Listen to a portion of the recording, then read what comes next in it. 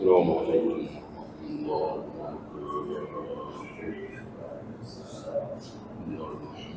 وبركاته. نحمده ونستعينه ونستغفره ونعوذ بالله من شرور أنفسنا ومن سيئات أعمالنا. من يهده الله فلا مضل له ومن يضلل فلا هادي له.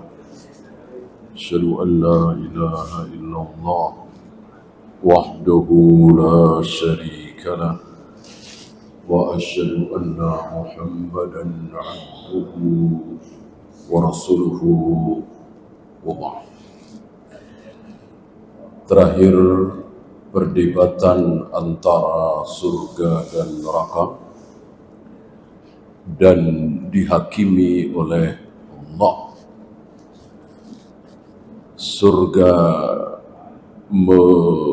menyatakan bahwa di dalam diriku orang-orang lemah, orang-orang miskin, orang-orang terlunta. Sementara neraka mengatakan yang akan masuk ke dalam diriku adalah Jabbarun al-Mutakabbirun, orang-orang sombong, orang-orang bengis, orang-orang kejam, orang-orang besar yang menyombongkan diri. Lalu Allah menghakimi keduanya dengan mengatakan innakil jannah, wahai surga, engkau adalah rahmati, arhamu biki man asya, yang dengan engkau aku merahmati siapapun yang aku kehendaki. Sedangkan engkau wahai neraka, engkau adalah azabku, yang dengan engkau aku azab siapapun yang aku kehendaki. Jadi siapa yang disiksa di neraka? Yang dikehendaki oleh Allah. Siapa yang dimasukkan ke dalam surga? Yang dikehendaki oleh Allah.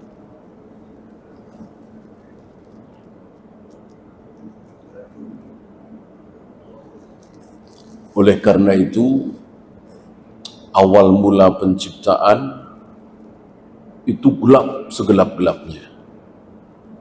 Maka Allah menurunkan cahaya. Siapa yang diterangi oleh cahaya itulah yang akan masuk surga.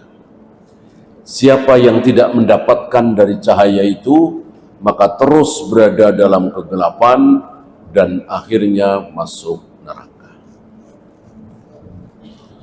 Ya, kita lanjut 255. Wa an Abi Hurairah radhiyallahu anhu an Rasulillah sallallahu alaihi wasallam qala innahu la ya'ti ar-rajulus saminul 'adim, kelak akan didatangkan seseorang yang besar, gagah, tinggi, luar biasa, badannya kuat, besar, gagah. Nanti pada hari kiamat, la yazinu indallahi janaha ba'udatin, lalu ditimbang. Orang yang tinggi, besar, gagah, berotot, kuat, ditimbang. Ternyata berapa kilo? Ternyata tidak lebih berat dari sayap nyamuk. Sayap nyamuk, janaha ba'udah. Sayap nyamuk berapa gram? Ya. Kenapa?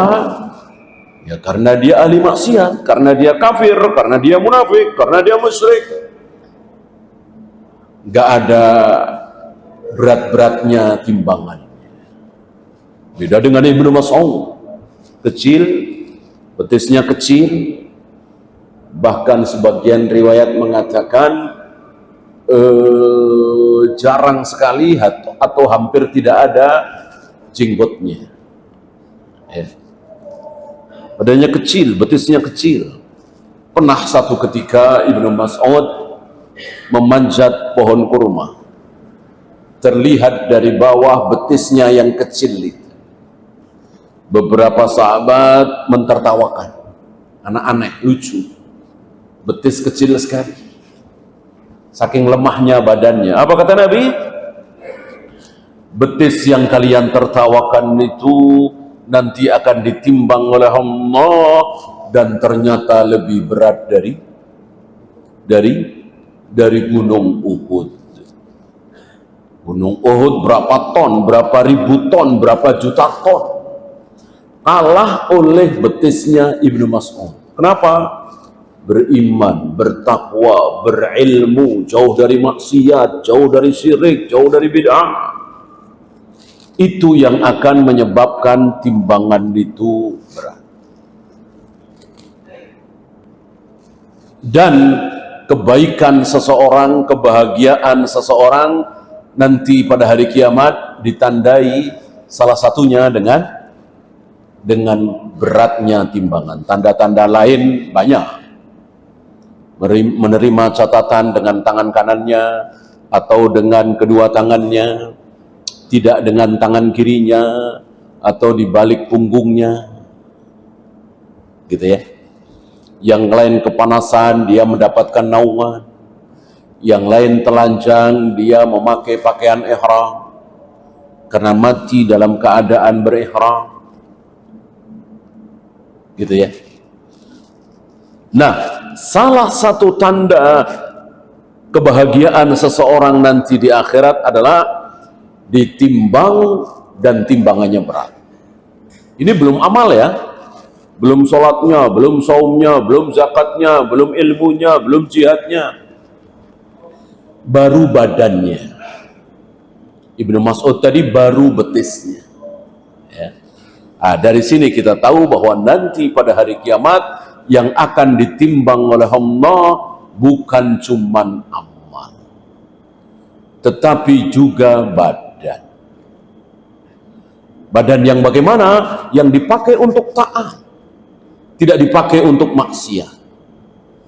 Karena kita bermaksiat atau berbuat taat tentu dengan mata, dengan lisan, dengan kaki, dengan tangan, bahkan dengan hati. Terserah mau dipakai taat atau dipakai maksiat, terserah kita kan. Walaupun tentu Allah sudah tahu jauh-jauh hari, bahkan sebelum kita lahir, apakah tangan kita, kaki kita lebih banyak dipakai taat atau maksiat, Allah sudah tahu apa belum? Sudah tahu apa belum? Tentu sudah tahu. Tapi itu urusan Allah.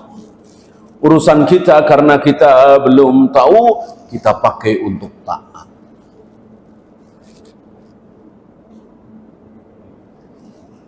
Ketika ada kesempatan, sedang jalan kaki, ada jemuran jatuh, apa salahnya kita kembalikan ke jemuran?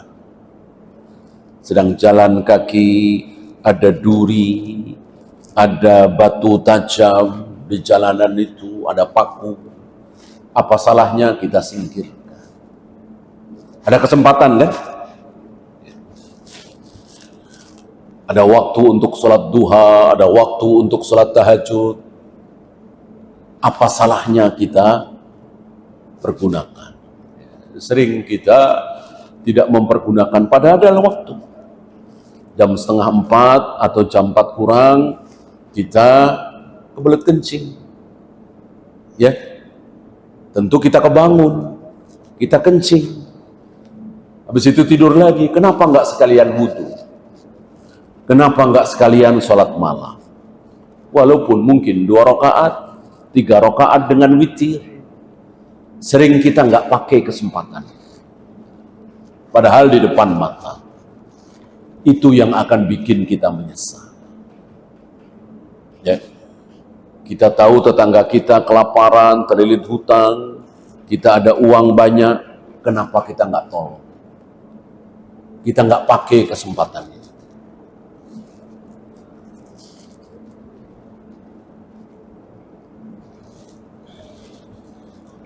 Rupanya ini berbeda dengan keyakinan kaum muslimin di negeri kita, kaum kita. Sering kita mendengar kalau jenazah diusung berat, sering kita bilang, oh ini banyak dosanya. Kalau enteng, berarti sedikit dosanya. Ternyata kebalik. Justru pahala itu bikin berat, bukan bikin enteng. Ya tentu di akhirat. Adapun di dunia tidak boleh kita rajman bil ghaib, mengira-ngira, menyangka-nyangka hal yang gaib. Ya. Karena cari ambulan susah, sono telepon sono dipakai, telepon sini dipakai, sementara udah mau gelap, ya udahlah pakai mobil bak misalnya. Lalu kita berrajman bil ghaib. Ini tanda-tanda ahli maksiat, tanda-tanda orang tidak taat, tanda-tanda munafik. Cari ambulan saja Allah nggak kasih, akhirnya pakai mobil bak. Betulkah? Tentu tidak betul. Nggak ada hubungannya. Tidak ada hubungannya husnul khatimah, tobatnya diterima, dijanjikan surga dengan hal-hal seperti itu. Yang ada hubungannya apa? Ketika sakaratul maut, dahi, jidat berkeringat. Ini salah satu tanda husnul khatimah. Meninggal di hari Jumat. Hari itu bisa siang, bisa malam. Ketika matahari tenggelam, maka sudah ganti hari. Seperti nanti sore matahari tenggelam, maka sudah bukan hari Selasa lagi, tapi sudah hari Rabu. Ya. Atau meninggal secara umum dalam keadaan taat, sedang sujud meninggal, sedang baca Al-Quran meninggal, sedang sedekah meninggal, sedang saum meninggal, dan seterusnya. Yang dijanjikan secara khusus sedang memakai pakaian ihram, dia meninggal, dan memakai pakaian ihram itu sebelum tahallul. Dia memakai pakaian ihram, mungkin sedang tawaf, mungkin sedang sa'i, mungkin mau tahallul, mungkin bahkan sebelum tawaf, mungkin baru memakai pakaian ihram dan baru masuk ke ihlal, labbaik Allahumma umratan atau labbaik Allahumma hajjan. 10 menit kemudian dia meninggal. Maka dijanjikan nanti dibangkitkan pada hari kiamat, yang lain telanjang, dia memakai pakaian ihram sambil bertalbiyah, labbaik Allahumma labbaik, labbaik la syarika lak labbaik, innal hamda wan ni'mata, dan seterusnya. Itu janji Allah kepada orang yang meninggal saat sedang ihram. Bagaimana yang lain? Sama, cuman tidak disebut. Kalau mati sedang sujud, ganjarannya ini. Kalau mati sedang sedekah, balasannya ini. Kalau mati sedang ruku, pahalanya ini. Tidak disebut. Adapun Allah sudah membuat aturan. Ya, sudah ada aturannya. Kalau sujud begini, kalau ruku begini, kalau i'tidal begini, kalau saum begini. Cuman tidak disebut, rahasia gitu. Oleh karena itu antum jangan terpaku dengan contoh. Itu kan contoh. Mati dalam keadaan memakai pakaian ihram itu sekedar contoh gitu. Ihram umrah misalnya, dengan sedang nyuapin ibu, besar mana coba ya? Sedang mentaati perintah ibu, besar mana? Kan ibu, wajib. Sedangkan umroh kan tidak wajib, apalagi umroh yang ke-5 kali, umroh yang ke-10 kali. Ya, kita sedang nyuapin ibu kita, atas permintaan ibu kita wajib taat, kita mati. Maka tentu lebih besar, hanya tidak disebut. Gitu ya. Sama dengan rakaatani qoblal fajri khairum minad dunya wa ma fiha. 2 rakaat qobliyah subuh, sebelum salat subuh, itu pahalanya lebih baik dari dunia seisinya. Kita terpaku di situ. Padahal itu cuma contoh. Mafhum muwafaqah. Qobliyah subuh aja seperti itu, apalagi subuhnya, apalagi duhurnya, apalagi asarnya, begitu. Banyak dari kita yang berkutat di contoh, padahal itu sekedar contoh. Mungkinkah ada pahala sholat yang lebih baik dari dunia seisinya? Ya mungkin, bukan mungkin, pasti. Ya, lebih baik mana? Qobliyah subuh apa qiyamul lail? Mana lebih baik mana? Mana yang lebih baik? Ini sama-sama sunat ya. Kalau wajib ya udah nggak usah kita bahas, udah jelas. Tentu lebih baik subuh, duhur, asar, maghrib, isya daripada qobliyah subuh. Ini sama-sama sunnah, sama-sama tidak wajib. Qobliyah subuh dengan qiyamul lail, besar mana? Tentu besar qiyamul lail. Sebaik-baik sholat sunat adalah qiyamul lail, sholat malam, tahajud, witir.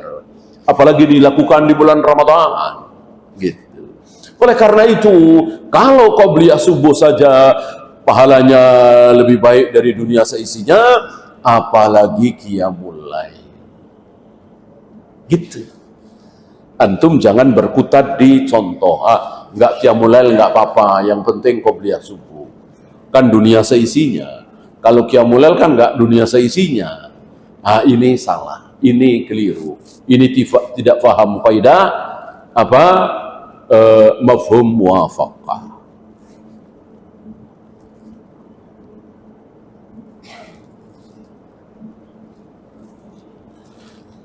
Seperti orang yang sholat berjamaah subuh di masjid, lalu tidak keluar dari masjid, kemudian ketika matahari terbit agak meninggi dia sholat 2 rakaat, sholat duha yang awal, bukan sholat suruk ya, yang benar sholat duha yang awal, maka dia mendapatkan pahala seperti umroh.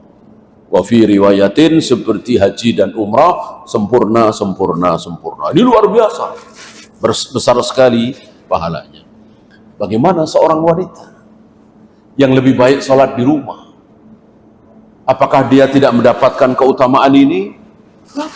Karena kan lebih baik. Gitu. Ketika seorang wanita datang ke masjid untuk sholat subuh berjamaah, lalu terus berada di masjid itu sampai matahari terbit, kemudian ketika terbit agak meninggi dia sholat 2 rakaat seperti tadi, apakah wanita ini dapat pahala haji dan umrah? Tentu iya. Kalau nggak dapat, nggak adil dong. Gitu ya. Nah sekarang, jika wanita itu sengaja tidak mau ke masjid, dia sholat di rumah, kemudian habis sholat dia menyiapkan perbekalan untuk anak-anak sekolah, untuk suaminya pergi ke kantor dan seterusnya, apa yang terjadi? Lebih baik dari haji dan umrah. Mafhum muwafaqah, karena yang tadi tidak wajib, yang ini wajib. Gitu ya. Jadi sekali lagi, jangan kita berkutat di contoh, tapi pemahaman mafhum muwafaqah atau mafhum mukhalafah kita harus faham. Ya, muttafaqun alaih, hadis ini sahih riwayat Imam Bukhari dan Muslim. Fiqhul hadis hanya ada 2 di sini. Yang pertama, qimatul insani bi ilmihi wa taqwahu. Harga seseorang itu, penilaian Allah kepada seseorang itu dengan ilmu dan takwa, iman, ketakwaan, ketaatan. La bi syaklihi wa jismihi, bukan dengan bentuknya, bukan dengan kegagahannya. Kapan? Nanti pada hari kiamat. Kalau sekarang ya iya. Kita lebih memuji orang yang gagah, berotot, hebat daripada yang kurus kering. itulah dunia. Akhirat tidak. Ya, nanti akan nampak. Sekarang belum nampak. Kita lebih menghormati, memuliakan yang kaya raya, memakai mobil mewah, daripada yang datang pakai motor butut, pakai sepeda, naik angkot, kan begitu. Itulah hari ini. Berbeda dengan nanti pada hari akhirat. Oleh karena itu Nabi sedang berbincang-bincang dengan para sahabat, lewatlah seorang laki-laki memakai kendaraan yang bagus, mahal, mewah, kuda yang mahal, pakaiannya bagus. Lalu Nabi bertanya kepada para sahabat, ngetes para sahabat, bagaimana menurut kalian tentang orang ini? Wah, dipuji-puji. Dia orang baik, dia kalau nih, ya sahabat melihat dohirnya saja. Kalau dia ngomong pasti pada dengar, kalau dia melamar pasti diterima, dan seterusnya, dan seterusnya.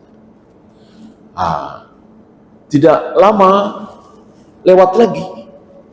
Miskin, compang-camping, betul-betul nampak tanda kemiskinan, jalannya loyo dan seterusnya, tanda-tanda orang miskin. Nabi bertanya lagi kepada para sahabat, bagaimana menurut kalian orang ini? Dijawab dengan jawaban-jawaban yang buruk. Kalau dia ngomong, siapa yang mau dengar? Kalau dia melamar, nggak mungkin diterima, dan seterusnya, dan seterusnya. Langsung Nabi mengatakan, wallahi demi Allah, yang kedua ini, yang compang-camping ini, lebih baik dari yang pertama itu, walaupun yang pertama itu sepenuh bumi. Nabi tahu. Ya. Maka Islam menilai seseorang itu bukan hanya zahirnya.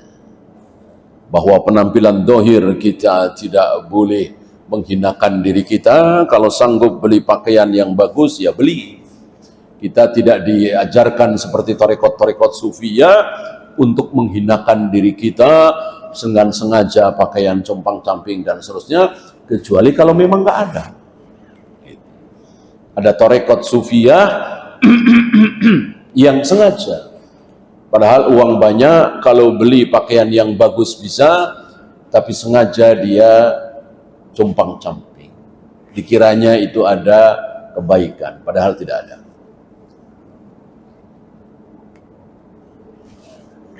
Yang kedua, al-ibratu bil maqayis syar'iyyati la bit tasawwuratil basyariyyati.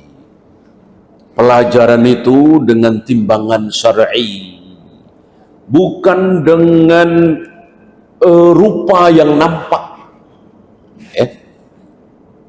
Jadi kalau mau menimbang sholat apa tidak, nutup aurat apa tidak, jujur apa tidak, amanah apa tidak, selama ini sholat di masjid apa tidak, timbangan itu mestinya seperti itu. Bukan kaya atau tidak, punya mobil apa tidak, rumahnya megah apa tidak, tinggalnya di mana, dan seterusnya. Ya, sebagaimana yang sering kita dengar. Ya. Antum butuh karyawan misalnya, antum butuh orang ahli misalnya di perusahaan antum, nah, tanyakan ya, sholat apa tidak, mengikuti sunnah Nabi apa tidak, ya, manhajnya seperti apa, syirik apa tauhid, dan seterusnya, dan seterusnya. Ya. Bagaimana keahlian? Ya tentu. Antum sedang merekrut untuk perusahaan IT misalnya, ya tentu cari yang lulusan itu. Kalau itu tentu nggak usah diperdebatkan, otomatis. Ya. Nah, yang lebih harus diutamakan tadi, sholatnya, akidahnya, manhajnya, akhlaknya, dan seterusnya. Wallahu a'lam. Ya, itu saja. Hanya ada 2 fawaid dari hadis ini. Ada pertanyaan? Silakan.